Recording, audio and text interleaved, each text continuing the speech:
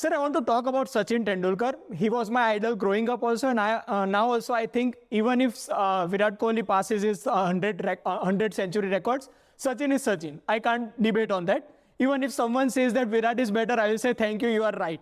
No, I won't say. If someone I'm says... a hardcore Sachinist. Hardcore. Boss, I've been telling this for a long time. Never compare eras. People compare eras for their own convenience for scoring brownie points.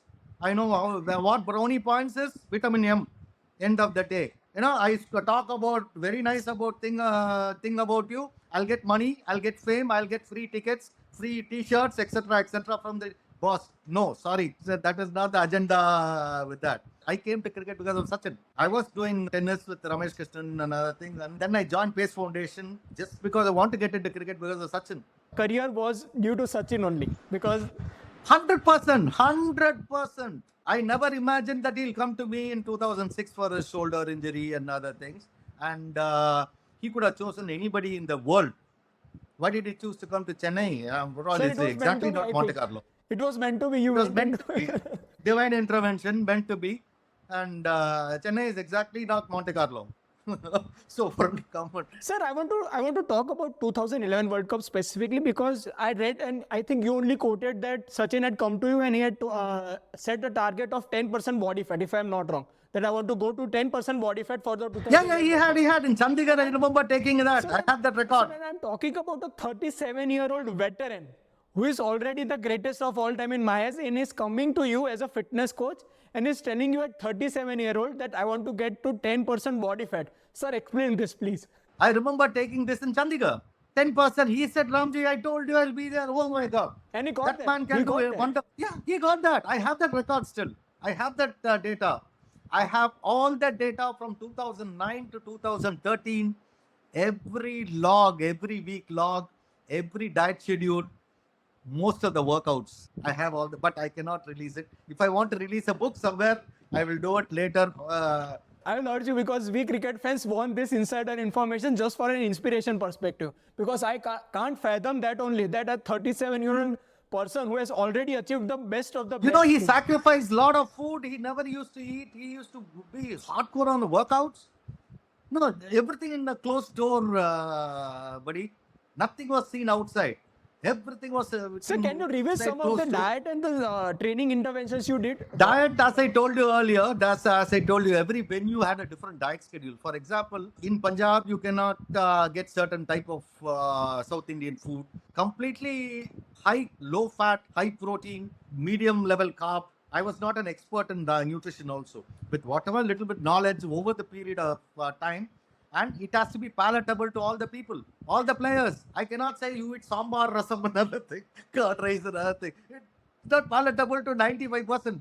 So you need to design a diet which is palatable to everybody, which is low fat, high on fiber, high on, depending on the match day or the practice day or the travel day in your landing, all depending on a lot of factors. How much you're going to practice. It will start from the snack to the breakfast to lunch. Everything is calibrated to a larger extent and very clear. No sugar, no artificial sugar, no artificial preservative, no ajinomoto, no taste enhancing substances, no pickles, no unwanted cheese or butter, etc.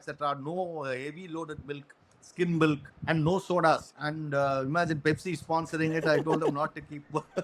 Right. I was a very unpopular man.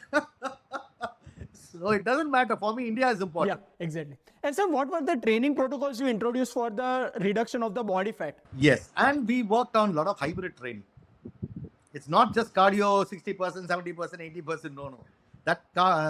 I introduced a lot of this hybrid component of fitness.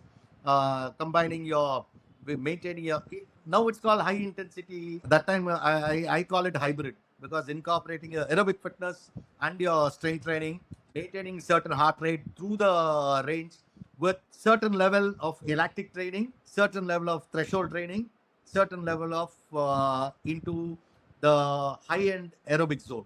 So these four components I used to mix and match choice of exercise, how the duration of things. Sometimes we don't have time.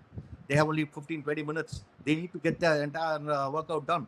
So how do you do that? I cannot go an elaborate schedule. Come on, boys, from warm-up onwards. No. I had to manage 15 players. So I used to segregate into groups. Fast bowlers separate, batters separate. And some of them, Sachin wants individual attention, Virat individual attention, and Viru, Gauti individual attention. So you have to give individual attention, spend half an hour, 45 minutes. Imagine the time span. Sometimes I used to be there in the gym till 9:30, 10 o'clock in the night. I have to be there. It's my job. Simple. I cannot crib about it. I am there for the players. I should be there for the players. I cannot say, boss, my time is up. No. I have to go and eat dinner. Please go eat dinner and go back home. Simple. I am there. I am contracted to be with the players and help the players. I used to get calls around 8:30. Sometimes I used to eat and relax. I think they say, Ramji, can we hit the gym? Can we go? Tomorrow I may not be able to do. Okay, well, why not? I'm so happy that they are coming, voluntarily coming, and senior players voluntarily coming and asking me, let's go to the gym. What else I need here? So what kind of things he specifically was focusing on? Because if I'm not wrong, he used the heaviest kind of bat also. I want to understand that what was his edge, which was uncomparable to anyone, because he was using a 3.5 kilo bat at a point also. He had a tennis elbow. He was very, very specific on his fitness regime. He kept things very simple, from the lunges to the Bulgarians, to the squat, to the shoulder press, to the chest press, to modification, the angles, but he kept it very, very simple. He kept it very simple, but he wants to know why the hell I have to change the angle. Why should I change the angle from pronated to supinated to neutral grip in one set, and the next set it has to be different, the next set it has to be different. What is the fun to be in that? How is going to help me in my batting or help me in my running between the wickets? I remember Sachin and me in Calcutta, he won to some sprints. You know how many sprints he did? 40 meters? How many? 40. Oh. Viru joined later. Viru was batting. He said, I am also joining Ram. So Viru, I ran along with him. I got hammered. 40 sprints. 20, break 20. 40 sprints, I remember. I have it in my record in Calcutta with pad. Man is different ball game, boss. He is born for cricket. I call him Jedi of world cricket, master of the universe. Rest can all wait. Rest all can wait. Period. I'm being very, very biased towards SRT in every level. It's okay. He has proven he doesn't need to prove anybody any shit. He has proven everything, and the quality of bowlers and the pitches and the type of balls he played, he would be in 200 hundreds now. He could have played now. Yeah, I'm making a radical statement. Okay, fine. Let them refuse. Let them just dwell into statistics and come out of X, Y, and Z. It's okay, perfectly okay. I'm fine. What were from a fitness angle, what were his weaknesses also? I want a SWOT analysis of Sachin Tendulkar, because there was a lot of limitations from an athletic angle also. So how did you overcome that also? Because there was a aging factor also. That's what he was training smart than training hard. He exactly knew his body. He had injuries from head to toe, all the joints, 9 joints, he had injuries. How did he manage that? He had injury in his foot, which he couldn't keep his foot down. He had to wear orthotics. He has to wear a brace on his big toe. There was a fracture. With that, he was playing boss. I think he got hit by... Actually, a couple of days back, Saurav Ganguly had resurfaced a video of his. He told that Shoaib Akhtar had hit him in the rib. Sachin Tendulkar stayed on the ground.